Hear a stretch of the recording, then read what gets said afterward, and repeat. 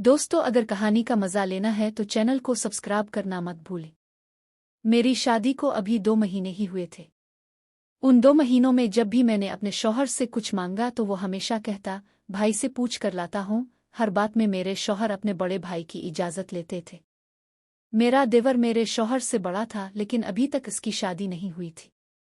एक दिन मैंने अपने शौहर से पूछा, तुम्हारे भाई ने शादी क्यों नहीं की? तो मेरे शौहर ने कहा, हमें इस बात का कुछ पता नहीं, इसीलिए माँ ने मेरी शादी करवा दी। मेरा देवर 40 साल का हो चुका था।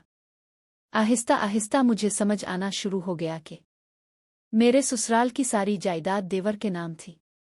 उन्होंने खुद एक कंपनी बना रखी थी और मेरा शौहर इसी में काम करता था।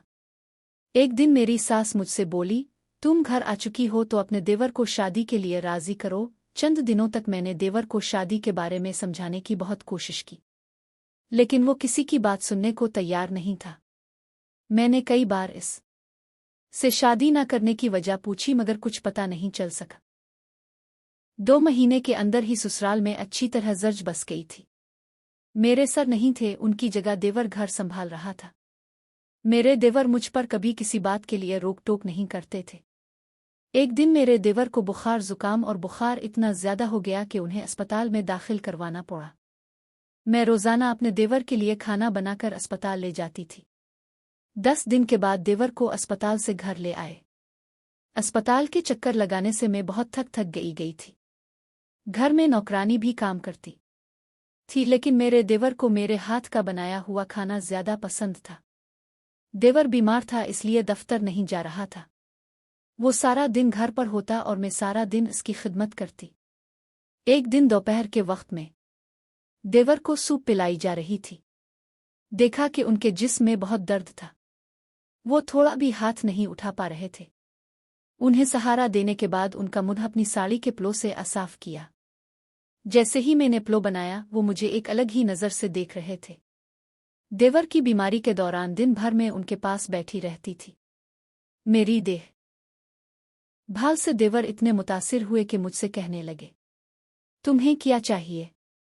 जो भी तुम्हें चाहिए होगा मैं तुम्हें दिलवा दूंगा। मैंने कहा, पिछले हफ्ते मैंने एक नया होना का बार देखा था।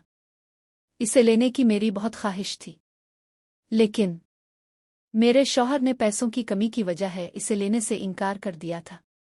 मेरी बात सुनकर वो कहने लगा, तुम्हें वो हार पसंद आया था तो तुम मुझे बता देती, मैं छूटिए वक्त नहीं ले देता। फिर उन्होंने फौरन अपना कार्ड मुझे दे दिया और कहा, शाम को जाकर वो खरीद कर ले आना।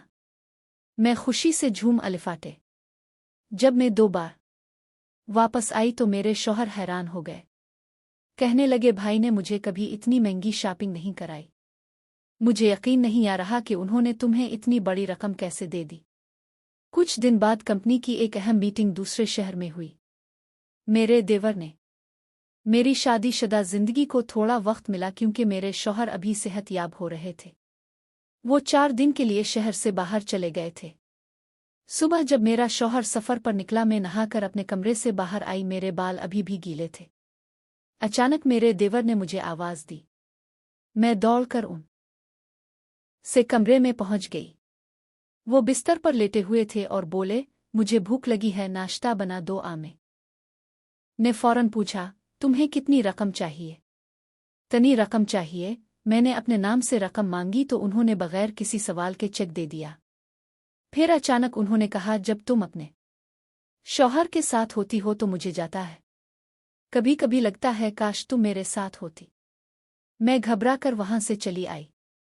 अगले दिन जब मैंने वो बात अपने शौहर को बताई तो वो हैरान हुआ। मेरा भाई तुम पर इतना मेहरबान कैसे हो सकता है? इस दिन सास अपनी बहन के घर चली गई थी। शौहर दफ्तर गया हुआ था। मैं नहाकर अपने कमरे में साड़ी बहन ही रही थी। इतने में अचानक दरवाज़ा खुला। देवर कमरे में आया और बोला, मुझे मुआफ़ कर दो। मैंने कहा, कल रात तुमसे गलती हो गई थी। मैंने कहा, कोई बात नहीं, तुम परेशान मत होना। और वो मुआफ़ी मांग के चला गया। रात को जब सब सो गए तो मैं चुपके से देवर के कमरे में गई। वो गहरी नींद में था। अचानक लाइट जल गई। पीछे मोड़ के देखा तो मेरा शौहर खड़ा था। वो गुस्से में बोला, तुम मेरे भाई के कमरे में क्या कर को लेकर रही हो? मैं डरते हुए बोली, मैं डॉक्टर को आई थी ताका देवर को अलिफ इंजेक्शन लगा सिकों उ देवर की मुँह खिल गई। वो समझ नहीं पा रहा था। समझ नहीं आ रहा था कि क्या हो रहा है।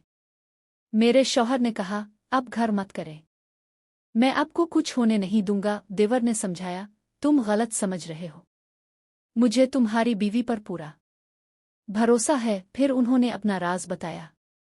मैंने शादी इसलिए नहीं की क्योंकि मैं एक लड़की से मोहब्बत करता था जो कैंसर की वजह से मर गई थी। इस दिन के बाद मैंने सिर्फ पैसा कमाने पर तवज्जो दी। मैंने कहा, अब शादी कर ले। यकीन करें, आपको अपनी बीवी में वही लड़की नजर आएगी। 1 महीने बाद मेरे देवर ने शादी कर ली। पूरे घर में खुशी की लहर थी, खास तौर पर मेरी सास बहुत खुश थी। दोस्तों, अगर कहानी पसंद आई हो तो वीडियो को लाइक करें और चैनल को सब्सक्राइब करना मत भूलें। शुक्रिया।